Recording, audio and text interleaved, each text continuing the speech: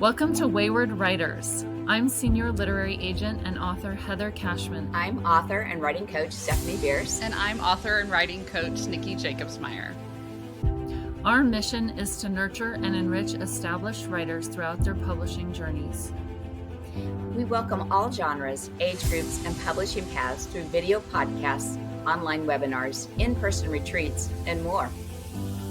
We're here to help you conquer your path. Hello, everyone. We're excited today to have Lisa Q. Matthews with us. Lisa Q. Matthews began her publishing career as an editor for Nancy Drew books. She also wrote for other popular kids series, including Mary Kate and Ashley, The Sweet Dreams, and the Lizzie McGuire mysteries. She now pens adult cozy mysteries with strong female characters and plenty of family, including the Irish Bed and Breakfast Mysteries by Crooked Lane Books and the Lady Smith and Weston series, Carina Press. Her short story, Fly Me to the Morgue in Mystery Most Diabolical, was an Agatha Award finalist. Lisa lives in New Hampshire with her family, including a crazy golden retriever and a lucky black cat. By the way, the Q in her name stands for Quinn. Welcome, Lisa. I'm so excited to get to talk to you. Lisa and I she was the retreat leader at a retreat I went to, and it's been a few years, so it's fun to catch up with you. You started out as an editor, which I think is such an interesting path, and now you're on the other side of the desk as a writer. So what sparked this shift? Was there a specific moment or a reason? First, I just wanted to say thank you so much for having me today. I'm really thrilled. This is my very first podcast, so I hope that you're fun. We're happy to have you. Yes, I'm very excited to be here, and it's so nice to see you again. It's been a few books later. Yes, indeed. It's funny. I can't say that it was one thing that made the change. Should say up front that I do still freelance edit. I'm not in-house anymore. That's good to but know. I do. And I specialize, or my authors specialize in mystery, suspense, and thriller. However, I also do some YA. And I actually still have clients from way back in my career who are still writing. And that's a testimony to how good of an editor you are. Absolutely. Oh, thank you. No, it's just, I don't know where I'd be without some of my old buddies now. That's great. Yes. So how did I make the change? Well, I was a YA and middle grade editor for a long time. I started as a Nancy Drew editor, as you mentioned, and that was one of my first jobs. And I worked on a couple of different Nancy Drew series and also some other of the Stratemeyer books. I also did the Bobbsey twins and a couple of others. I shared an office with the Hardy Boys. That's editor. Awesome. And I worked for a very large children's book packager, and we literally packaged the books for a publisher client who happened to be Simon & Schuster. So things were all approved each stage by the Stratemeyer Syndicate and the publisher. That's a lot of steps to go through then. Yes, but I have always loved mystery. I always particularly loved mystery, and it was a perfect fit for me doing all of those mystery series. And also I did some romance, fun preteen and teen romance, and Sweet Dreams was one of them, but there were a few others also. And what ended up happening is we were young editors in New York, and as a way of making a little extra money, and because the deadlines were so tight that sometimes authors didn't make their deadlines, or a book wasn't approved of the powers that be. Sometimes we wrote the books ourselves or stepped in to recast them, we called it. And I worked on a lot of kids' mysteries, a ton. And then eventually, but that was like a freelance gig. It was actually being a writer for hire, which means that I didn't have any rights and my name didn't go on the book. Occasionally it would be on a page somewhere, but for the most part, I did write the Lizzie McGuire mysteries for Disney, Hyperion, gosh, I don't know, a while back when Lizzie was still Lizzie. And I think I had my name. That's a while. But so I had a lot of mystery, and I was doing that. And then I got hired to work at Random House. We developed 2 book lines, or revamped 2 book lines. And so I didn't have as much time to Oh, freelance. yeah. And so then I was pretty much, instead of working 24/7, balancing the editorial and the writing, I was doing both. So anyway, this is a very long-winded answer. But fast forward a lot of years, and I moved to New Hampshire, and my parents were in Florida, and my dad had Alzheimer's, and my mom, they sold their house in Florida and went into one of those retirement communities, and my dad was sort of in assisted living on the grounds, and so I spent a lot of time down there, weeks on end, and I was like a fly on the wall. I would be hanging out at the pool and, like, listening to all the conversations with all of these people, and that's how the Lady Smith and Weston series Oh, neat. was born. So I was like, wow, there's a lot of intrigue here. Forget those teen romances. It was like redux. And when I moved in, because I was living in New Hampshire, I was freelancing. So I started freelancing and writing, wrote that series. And I had wanted to try writing for adults. And I happened to get a postcard in the mail. I don't know how this happened, all of these coincidences, but for the New England Crime Rate Conference. And we just had it. I've been every year since, like a week or two ago. That's when I got the bug to say, I'm going to try adult mysteries. So that's how it happened. And I wrote 3 books in the Lady Smith and Weston series. And I just recently, my first book in the Irish Bed and Breakfast Mysteries came out. It's called The Jigs Up, came out in August. So Well, congratulations. It's got to be fun to take on the new adventure. Yeah, for sure. And yet very familiar adventure. Yeah, I would imagine. Deadlines. Yeah. But you're on the other side of the desk now. Do you find it hard to switch off that editor brain, or is that a good thing when you're writing? I like to think it's a good thing. Occasionally it's not.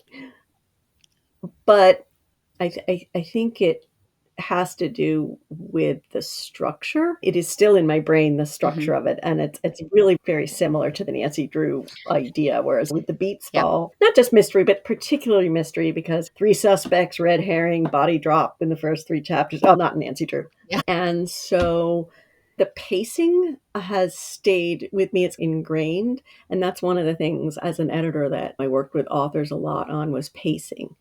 In a mystery, but really, and kids have short attention spans, and certainly adult readers do now also. I think that's one of the things that actually helps. Yeah. So when I write, I struggle because I have a hard time shutting that off. And I write a sentence and then I want to go back and fix it, and I want to go back and read the whole paragraph. So do you have any moments where those editor instincts get in the way, and I guess, do you have any advice for people like me who struggle to shut the editor off? Oh, I wish, yes, the editor on your shoulder sort of thing. There's the editor that's the critic, and then there's the helpful editor. And of course, the critic is, we don't like to think of editors as critics. We like to think of them as helpmates, but sometimes they can seem critical to authors. I do the same thing, actually, as you do. But I don't do as many drafts also. I wish I could be faster. And if I didn't have that editor on my shoulder all the time going, for instance, using a phrase like was going, I was going to, or he was walking, or something like that. Those things always have to go. Yes. And things like that, and they're just automatic. Yeah. And one thing with kids' books that we edited in was that the attribution tag. So it's like, oh no, Flossie said, or Flossie, or the she said and the he and I said are all in there, because it lowers the reading level. It's them quite as much. But I learned when I was at Carina, for instance, and my editor there said, hey, listen, we got to take all those out. All those sets have got to go. Because writing for Harlequin, you're just not, well, Carina was part of Harlequin. No one wants that. And also because that series was actually a digital first series. And it was newish, not new for mystery anyway. And so I had to take those out. And so I had to retrain my brain. Yeah. So those things slowed me down at first, but then it gets ingrained, and then I guess you just have to be patient with yourself and realize that you are learning these things, and your brain is eventually going to do all those things automatically. Yeah. The second guessing and stuff. It doesn't go away, does it, huh? Darn. Darn. So, what has inspired you to write cozy mysteries? Are there any real life mysteries that sneak into your books? I wish I could say yes. Not really. I Oh, that's tend a to, no, that's okay. You make them all up. That's awesome. I do, but I guess I think that I write from a as opposed to a plotting Mhm. emphasis at the beginning and thinking of a story and I think of the Mm. characters, it's all about the character motivations, and to me, in mystery motivation, the most It's important thing huge. about what does a character want? What will they do to get it? Who's in their way? And do they get it or do they get what they expect? And that's all genres. Mhm. That's pretty much what you're looking for. But for me in particular, I think of the characters first, even more than the setting. And I base, of course, these characters on people that I know or composites of them and desperately try to disguise them all up so much that no one would ever know. Does it So, work? Does anybody I think see so. themselves? Okay, No, good.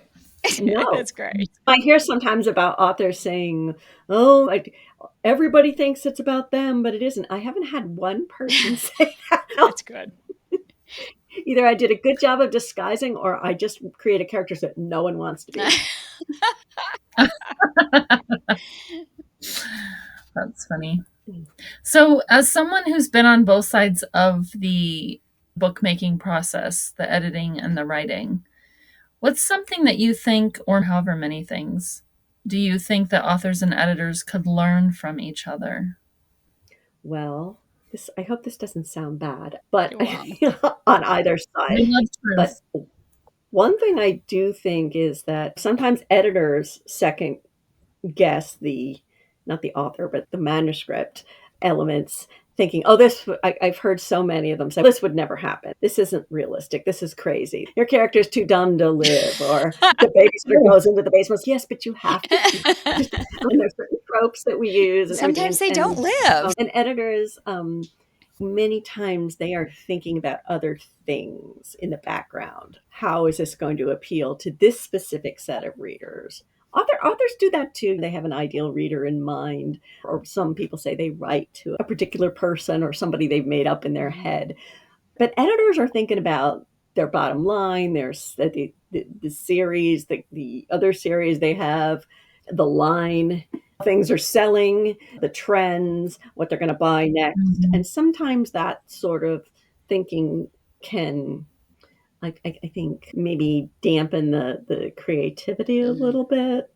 Oh mm, no, this is too far in this direction, or um, That makes a you always yeah, want something new and fresh, but it's no, we want the same thing with a fresh twist that, yeah. that there are only so many stories that are going to be told. But on the other hand, for the authors, one thing, like while the editors are busy being nitpicking and zeroing in, sometimes the authors don't go the full yard to polish their manuscripts as best they can before they send them off. I'm just gonna, it's done. I'm just gonna send it to my editor and see what she says. In my mhm, feeling is that every draft that goes to an editor or goes out for query or whatever, it's got to be your absolute best effort. And I shouldn't say you, the Yeah. authors. And I think now there are all kinds of tools to run your manuscript through software. Now, I'm not saying that we want robot editors. No, but Grammarly. Not in any way do I want to imply that. Sometimes I'm surprised sometimes about how things go out just a little bit sloppy. Mhm. And those little bits of polish can make all the difference. And reviewers pick up on them, readers pick up on them now. Mhm. And the problem is that publishing's moving so fast now that you leave those mistakes in or those, yeah, this isn't working, but I'm done. Yeah, that can't happen. Maybe I'm talking to a lot of exhausted authors. I know not all No, authors are but like I that. think you're right, that attention to detail, and I have to say my agent is really good at yeah, attention to detail. My agent's Heather. But I appreciate that because, yeah, you do get tired, but going back through 5 more Because times. the publishers don't have time Yeah. Oh, yeah. anymore to yeah, but I see tons of that, and I'm obviously, there's like a couple typos in the first 10 pages or even 5. Like, that's fine. Everyone makes typos, and that's okay. And I know people have been going over and over their manuscript, and sometimes you delete a word and then it creates a typo and you don't see it or something like that. Absolutely. And we have all done that, and that's fine. But I have seen absolutely horrific, not a single comma on a page. They obviously don't know how to use commas, so maybe their thought is, well, I don't know how to use a comma, so it's better to just not use them at all. Yeah, that's right. Yeah, some of them are optional, some of them there's yeah. But it makes it impossible to read, that's the thing, and what I really wanna do is fall into a book. I want to be immersed as quickly as possible in the writing, and honestly, the grammar and punctuation is a huge part of being able to do that. Because it takes you out of the story otherwise, and so what I tell It people, does. a lot of people say, "So is that what comma? Should I do a comma?" I see commas as like, this is where you take a breath. Mhm. You have to make things as easy as possible for the when people read, Yes, they don't always read every word. That's There true. are different ways. Some read every Mhm. word, some skip over, like the ands and the does and the saids and they're not even seeing them. And it's just the way the brain processes. But if you stop a reader's eye, if too many times, it's a problem. it can confuse Yes. them. It can confuse the reader too, Yeah.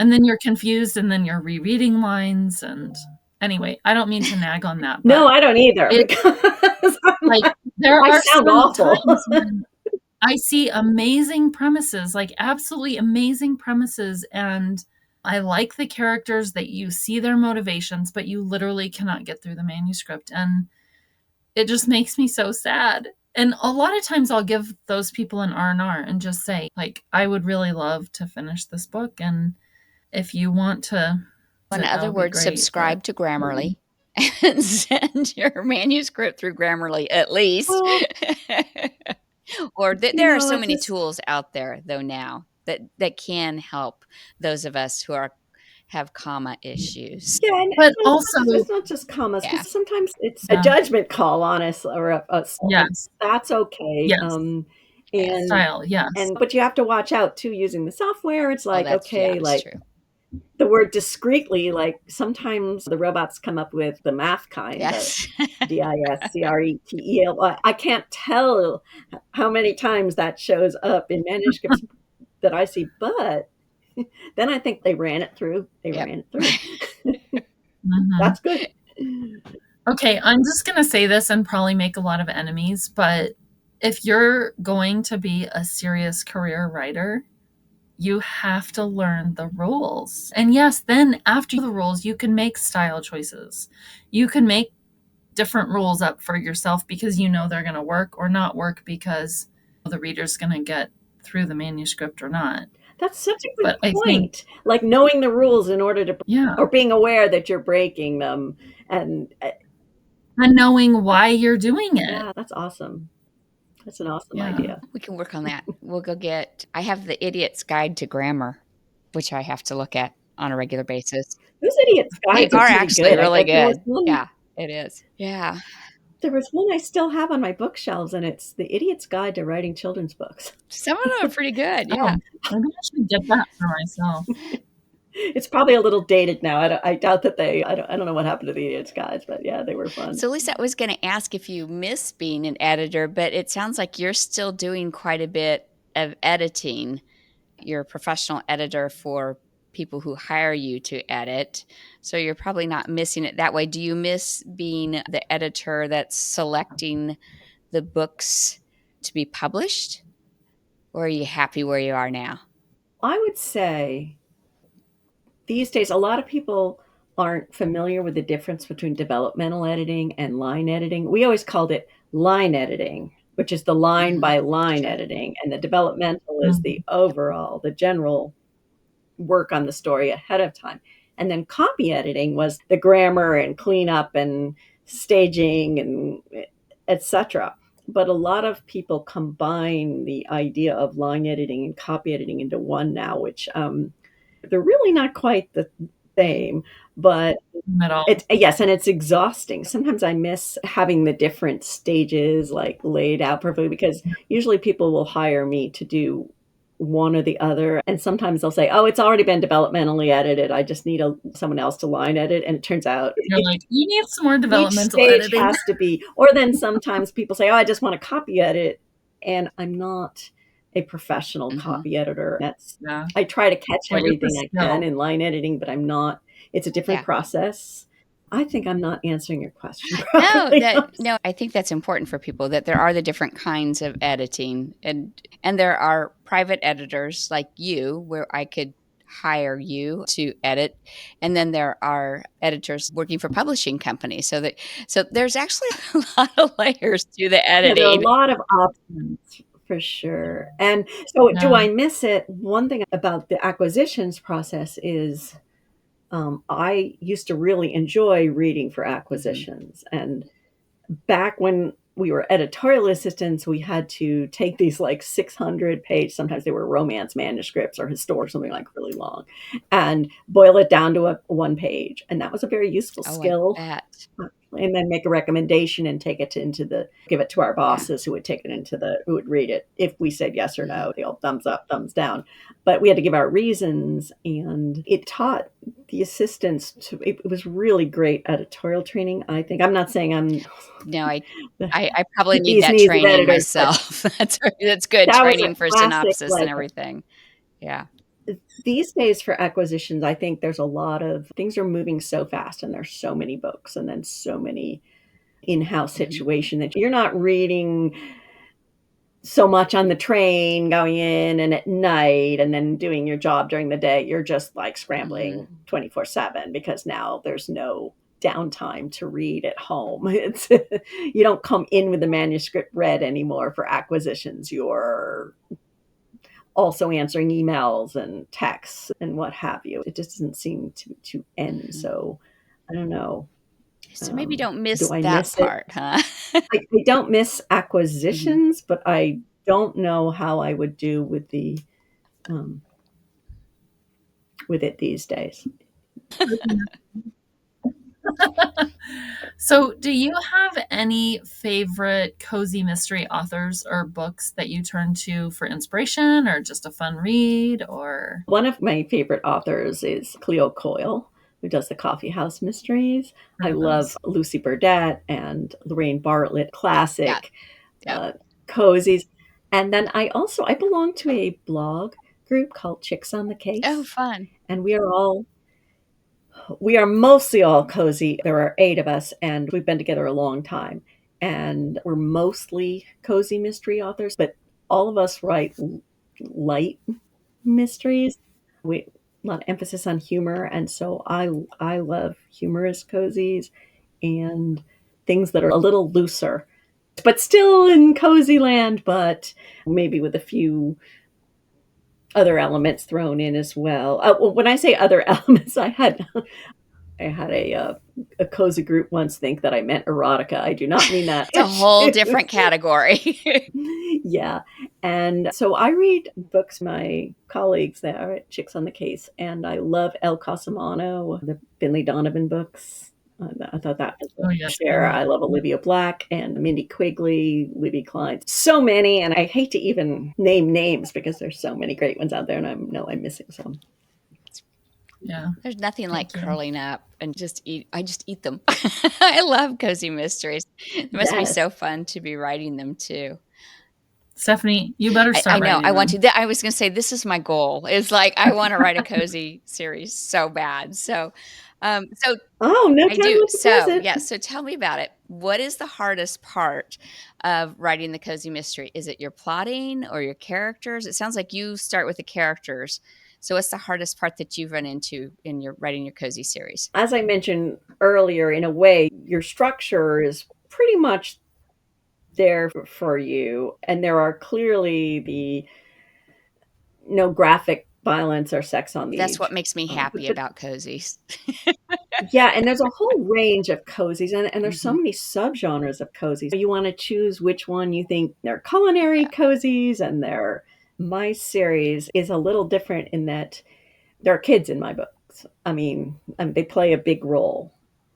there aren't a lot of single moms in cozy. There may be, Mhm. I know there are, but where the kids actually have roles in the story, because it's like when you're working in YA or middle grade, and one of the first rules of series used to be kill off the parents, Yeah. or not kill them, but just make sure that Mr. and Mrs. Bobbsey were always there and very helpful, but like Nancy Yeah. Drew's mom wasn't there. Hannah saying, Send no, them on you a can't go trip out. or something. Yes, they're on a Yeah. worldwide cruise, whatever it is, they're just out of there. So my sleuth actually has to deal with fans. She has got her elderly parents that she's living in. She's got a kind of a very a younger sister who doesn't make always the best decisions. And then she's got the two kids and the dogs, and her father is a former police chief, and he's in a wheelchair now. He was shot in the line of duty. And so he's retired as the police chief, but he's still running the PD out of the family's bed and breakfast. It's just a big old mess. So I like juggling all of these different things. And some readers will not.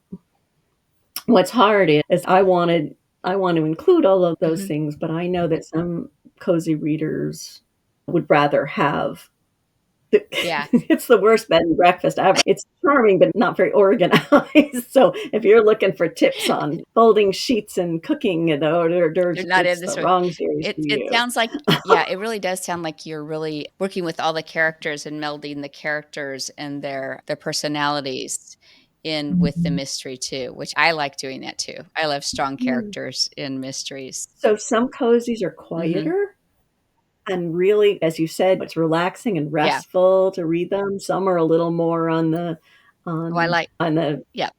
Finley Donovan Yeah. end, I and like them all. I like all of them. yeah, it's exciting. You can choose It whichever is. kind you want. And sometimes a challenge thinking, oh no, I can't do this. Because readers they really want the mystery Sure. first. That's the key to cozy mysteries, the Mhm. puzzle and the justice in the end. So that's what interests me. How do you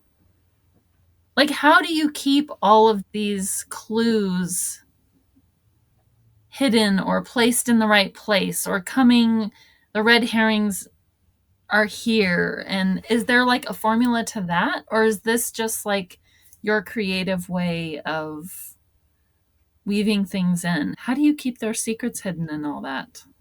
Oh, I actually have a way for doing that, and I don't know whether it's everyone's way, so I don't want to speak We to just wanna hear that. your way. It's That's okay. very Or bad. People, you know how there's always a perpetual question of, do you outline, do Yeah. you pants? Which one right. do you do? And I used to, from the job that I was talking about earlier, when I was a Mhm. Nancy Drew editor, those outlines had to be approved, and they were very specific, very perfect. You saw where the clues were, how they got undone or led to others.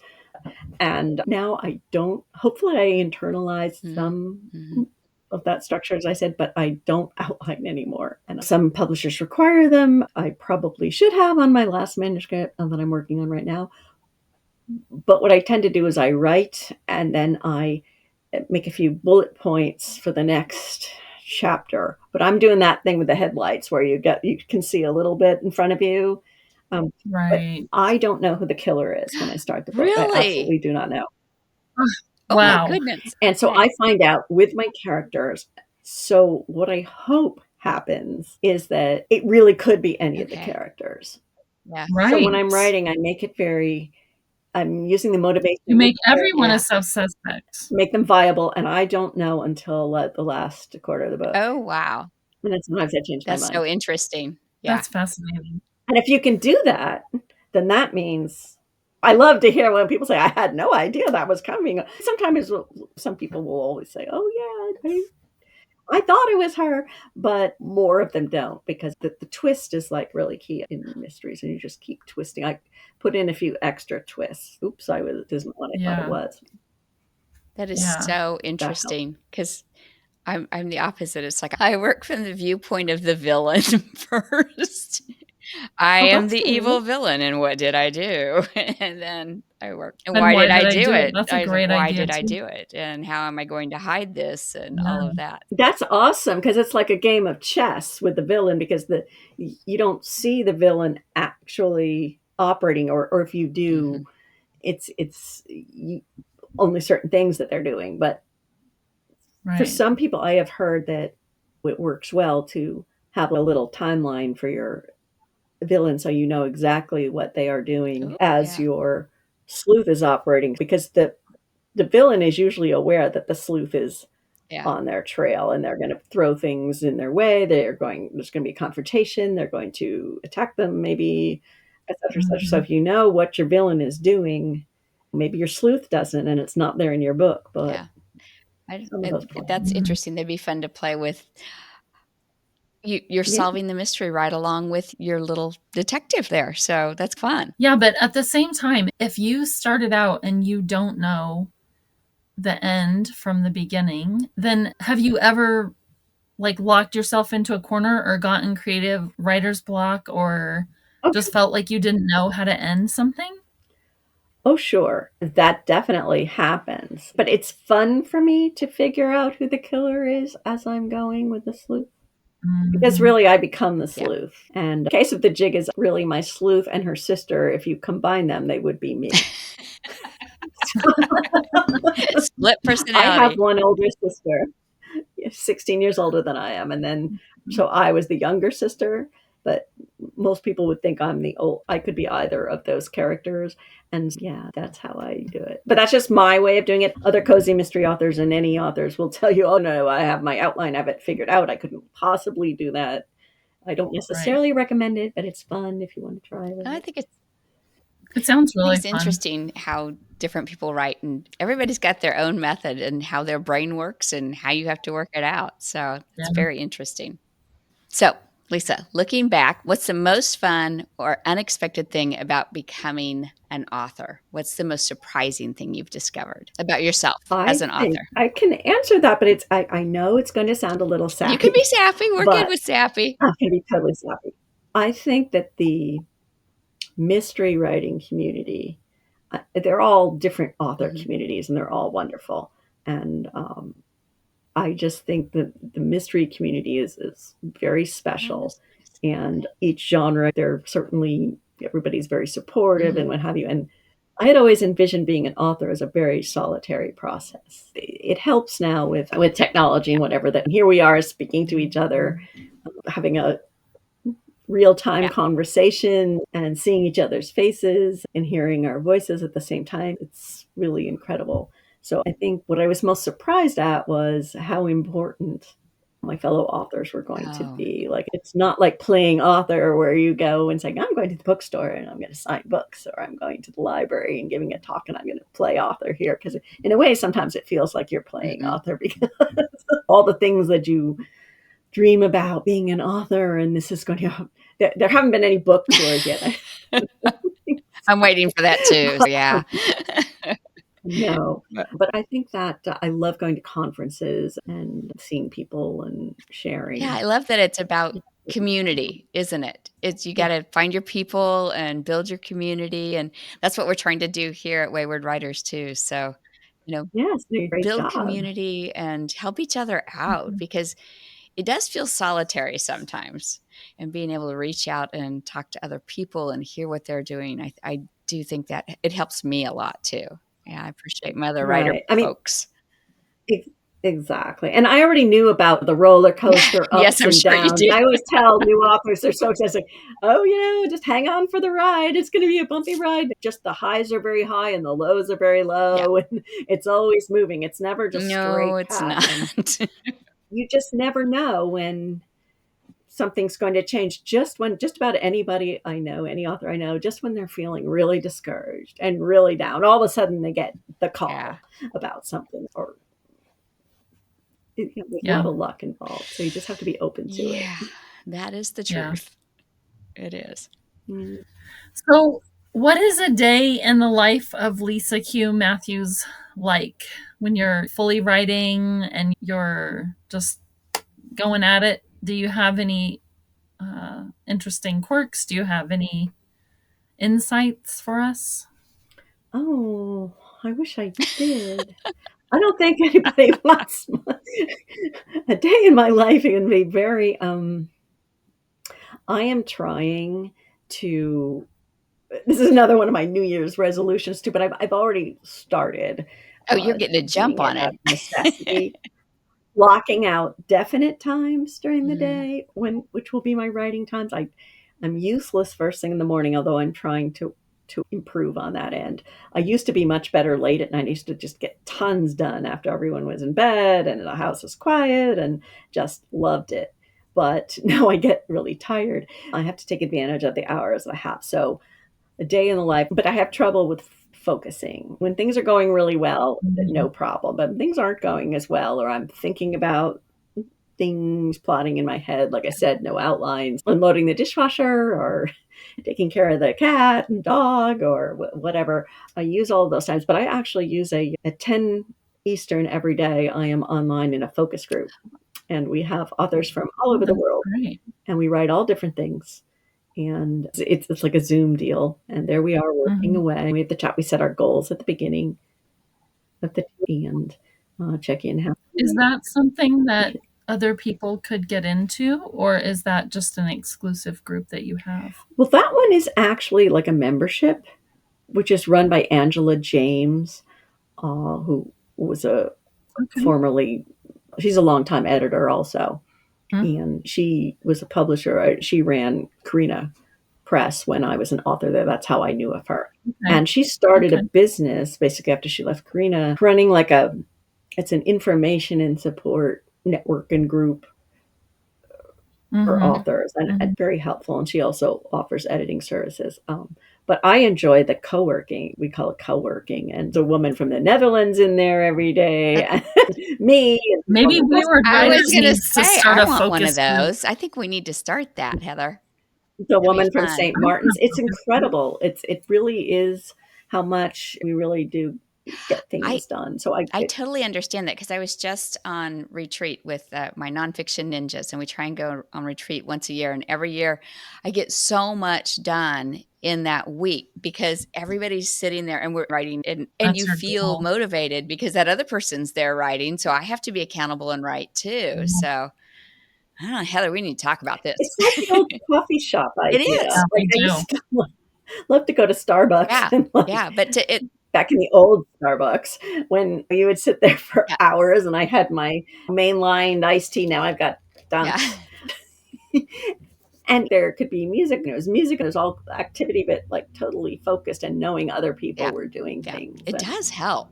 It's that whole office thing. You're in the office working with people, and you better be working because they are. Lisa, is there anything that you think we should know that we haven't asked? Refresh us on when your next book is coming out so we can plug you. When's your newest one releasing so everybody can read? It's the second Irish themed mystery, and it's coming out in May. Awesome, great. Last I knew, and I'm finishing it this week. Yay! So it's called Buried in Shamrocks. Ooh. That sounds love fun. Yes. So are you seen the cover, so it's real. But yeah, so that's congratulations. That will be exciting. Yeah. And more books planned after that one for this series or other series? I have an arc in mind. Okay. We'll see what the publisher decides to I know. do. If not, how it is these days is like the publisher decides not to continue it, we always can on our own. So if you that's true. have the right contract. So Yeah. So who knows? Thank you so much for being with us today. It was wonderful getting to know you. Well, thank you. I've really enjoyed this. I was so nervous, and you guys are wonderful. Made me feel very welcome and at home. And this is our little coffee shop sort of thing. Only I'm like you. It's iced tea. Year round, Ivy drip. Me too. Thanks so much, Lisa. We really appreciate it. Thank you for joining us on this episode of Wayward Writers. Let's connect. Find us at waywardwriters.com, X, Instagram, YouTube, and Facebook. See you next time. Conquer your path.